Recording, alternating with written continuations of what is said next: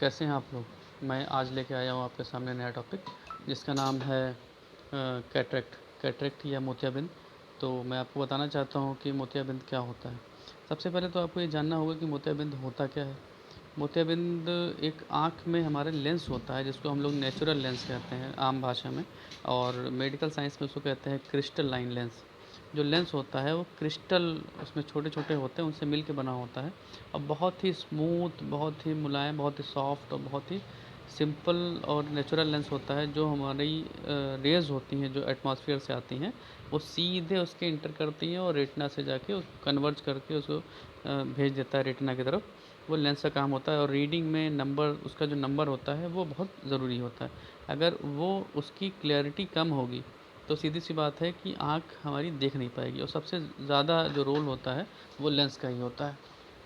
तो सबसे पहले मैं आपको जो बताऊंगा वो ये कि कैटरेक्ट होता क्या है। कैटरेक्ट होता ये है कि जो लेंस होता है उसके अंदर ओपेसिटी आ जाती है। ओपेसिटी मतलब वो वाइट होने लगता है, क्रिस्टल क्लियर होने के बजाय वो धीरे धीरे मिल्की कलर में आने लगता है, जिससे उसकी जो रेज़ होती हैं हमारे बाहर की एटमॉस्फेयर की वो आर पार नहीं जा पाती हैं, वो रुकने लगती हैं। तो रुकने की वजह से क्या होता है, हमको विज़न धुंधला होने लगता है। तो हमें करना क्या है, ये इसको सही कैसे कर सकते हैं, कितने टाइप के होते हैं, ये आज हम आपको बताएंगे। तो ये जानते हैं कि कैटरेक्ट कितने टाइप के होते हैं। कैटरेक्ट होते हैं मेनली 4 टाइप्स के। सबसे पहला जो टाइप होता है वो होता है रेडिएशनल कैटरेक्ट। रेडिएशनल कैटरेक्ट जो होता है उसे नाम ही से आपको समझ में आ रहा हो कि रेडिएशन होता है। रेडिएशन से होता है किस तरह से, जैसे मोबाइल का रेडिएशन है, मोबाइल एटमॉस्फेयर में हर जगह रेडिएशन है, उससे हमारी आँख से आर पार होके जा रहा है। दूसरा होता है यूवी रेडिएशन। तो जो यूवी रेडिएशन होता है वो आता है धूप से। धूप से आता है, आजकल जो लाइट्स यूज़ हो रही हैं, अधिकतर जितनी भी लाइट्स होती हैं जिसमें यूवी होती है वो उससे रेडिएशनल कैटरेक्ट होने का चांस रहता है। तीसरा क्या होता है, एक्स रेज़ होती हैं। जैसे सीटी स्कैन कराने जा रहे हैं आप बार बार, आप एक्सरे कराने जा रहे हैं बार बार, आप किसी बड़ी फर्म में काम करते हैं जहाँ एक्सरे का यूज़ होता है ज़्यादा, तो आपकी आंखों से होकर गुजरती है, जिससे आपका लेंस में ओपेसिटी आ जाती है और लेंस सूखने लगता है। सूखने का मतलब ये रहता है कि वो उसके एलिमेंट जो होते हैं, जो जोन्यूल से जहाँ से उससे जुड़ा होता है, वो बीच में लेंस जो जुड़ा होता है उससे जो धागे से जुड़ा होता है वो जोन्यूल्स होते हैं धागों के थ्रू। तो उसमें वो धागे जो होते हैं वहाँ से न्यूट्रिशन उसके तरफ ना जाके वो रुकने लगता है। जब रुकेगा तो सीधी सी बात है, हमको सिर्फ वो नॉर्मल न्यूट्रिशन से हो रहा है, छोटे से धागों से जुड़ा हुआ है 3-4 तरह के, तो वो सूखने लगेगा। सूखने लगेगा तो ओपेसिटी आएगी, ओपेसिटी आएगी तो उसकी क्लैरिटी कम हो जाएगी, क्लैरिटी कम हो जाएगी तो सिंपल सी बात है कि विज़न ख़राब हो जाएगा। ये तो हो गया हमारा रेडिएशन। हाँ, रेडिएशन में एक और होता है जिसको कहते हैं, अगर आप कैंसर ट्रीटमेंट करा रहे हैं, आपने कैंसर ट्रीटमेंट कराया और उसके बाद आपने कराने के बाद आपकी आँखों में प्रॉब्लम आने के चांस रहते हैं, जिससे कि आपको कैटरेक्ट हो सकता है।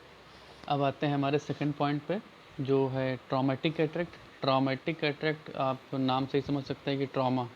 ट्रॉमा का मतलब होता है सडनली चोट लगना, एक्सीडेंट होना किसी तरह का।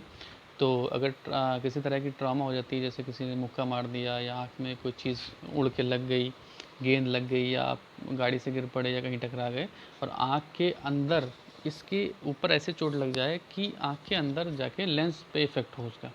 अगर लेंस पे इफ़ेक्ट हो गया और लेंस अपनी जगह से हिल गया, या उसके जो वेसल्स जो जोन्यूल से जो वो जुड़ा रहता है, अगर वो चीज़ उससे छूट गई या किसी तरह से डिसलोकेट हो गया कोई भी उसका ऑर्गन, तो कैटरेक्ट होने के चांस बढ़ जाते हैं। अब आते हैं थर्ड पॉइंट पे अपने, जो होता है सेनाइल कैटरेक्ट। सेनाइल कैटरेक्ट जो होता है वो होता है age related. Age related cataract जो होता है वो अधिकतर बढ़ती हुई उम्र, जैसे 50 साल या उससे ऊपर के लोग जो होते हैं, अगर उनकी एज बढ़ती रहती है तो उनको कैटरेक्ट होने के चांस इसलिए रहते हैं कि वो धीरे धीरे बॉडी के जो ऑर्गन होते हैं वो काम करना कम कर देते हैं, न्यूट्रिशनल एलिमेंट एब्जॉर्ब नहीं होते हैं अच्छे से, और कोई ना कोई बीमारी या वीकनेस होने लगती है हर ऑर्गन में, जिससे कि ब्लड सर्कुलेशन, वेसल्स में वो क्वालिटी अच्छी ना हो पाना, तो उससे कैटरेक्ट के चांस बढ़ जाते हैं। तो इसमें होता ये है कि लेंस आपका वीक होकर धीरे धीरे कैटरेक्ट बन जाता है। इसमें कई प्रॉब्लम हो सकती हैं, डायबिटीज़ हो सकती है, और बीपी, थायराइड, आर्थराइटिस, ये सब है। अगर इसमें से कोई भी कॉज है तो कैटरेक्ट होने के चांस बढ़ जाते हैं। अब आते हैं हमारे चौथे पॉइंट पे। तो चौथा पॉइंट जो हमारा है वो है कंजेनाइटल कैटरेक्ट। कंजेनाइटल कैटरेक्ट जो होता है वो बेबी जो बॉर्न होता है बाय बर्थ होता है। जो बच्चा अगर पैदा हो रहा है तो उसको पेट से ही कैटरेक्ट होने के चांस होते हैं। अब ये कैसे हो सकता है? तो इसके सबसे मेन पॉइंट जो होता है वो उसकी मदर से होता है।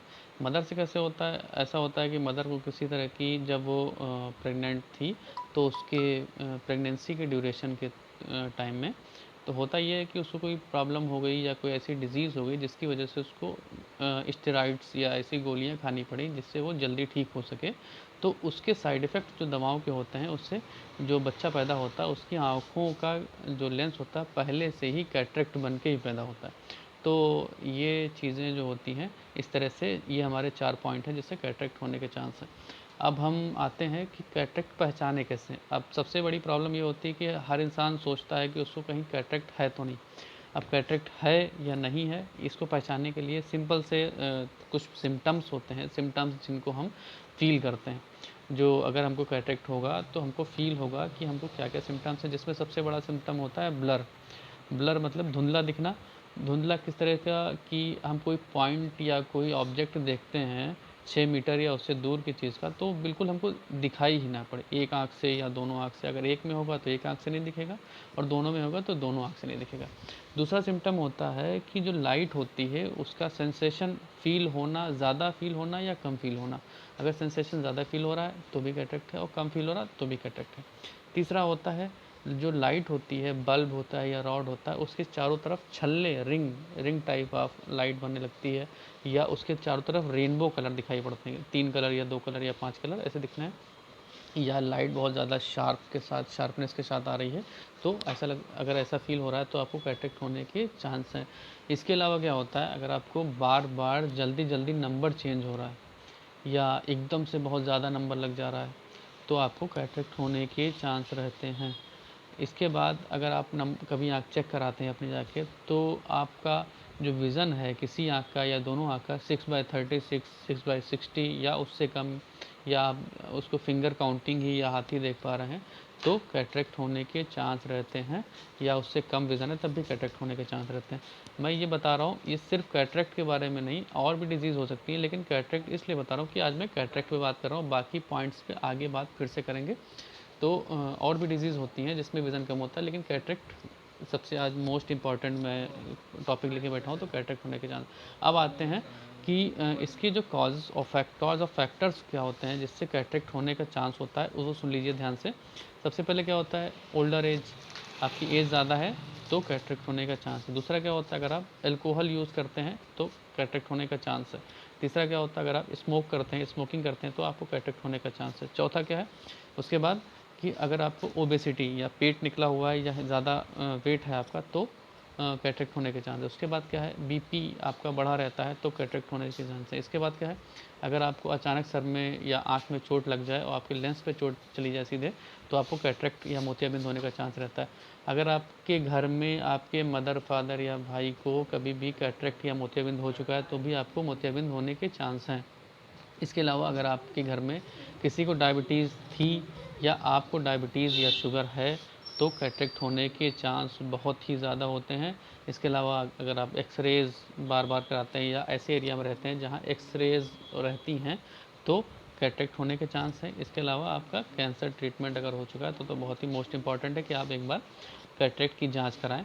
ठीक है, तो ये इस तरह से होता है कैटरेक्ट के। अब आता है कि कैसे हम जानें कि बचेंगे, किस तरह से कैटरेक्ट होने से कैसे बचें। तो सबसे पहले प्रिवेंशन क्या होता है हमारा, कि प्रिवेंशन ये रहता है कि हम ज़्यादा से ज़्यादा पानी पिएं जिससे हमारी टॉक्सिक एलिमेंट बॉडी से बाहर जाएं, जिससे नॉर्मली हमारा ऑर्गन अच्छे से काम करे, उसको न्यूट्रिशन मिल सके।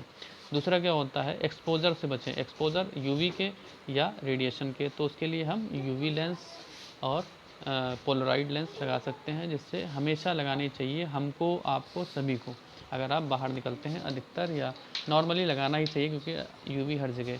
फिर आता है तीसरा, health checkup regularly 6 month 3 months या ईयरली किसी भी तरीके से आप जैसे आपको करा सकते हो वो आप कराएं ज़रूर।